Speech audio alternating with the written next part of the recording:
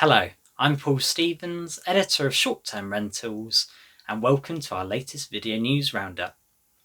One of this week's most eye-catching headlines has been the publication of the first key data on short-term accommodation booked via Airbnb, Booking, Expedia Group and TripAdvisor by the European Union's statistical agency Eurostat. The stats cover national, regional and city-level data on the number of stays booked and number of nights spent in 2018 and 2019 in accommodation booked on one of the four major OTAs.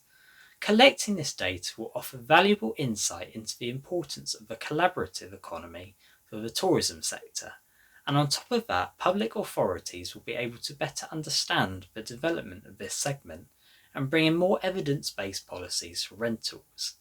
As guests spent more than 554 million nights in accommodation booked via one of the platforms in the EU in 2019, it will be a crucial resource allowing policymakers to create a more sustainable, innovative and resilient tourism ecosystem as we emerge from this pandemic.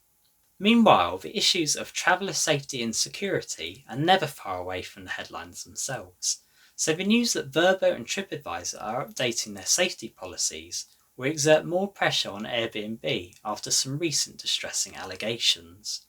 Last month, it was reported that Airbnb had spent around $500 million a year to keep serious incidents in its rentals out of the press through the use of a black box team, and paid hosts and guests not to imply responsibility or liability on the platform.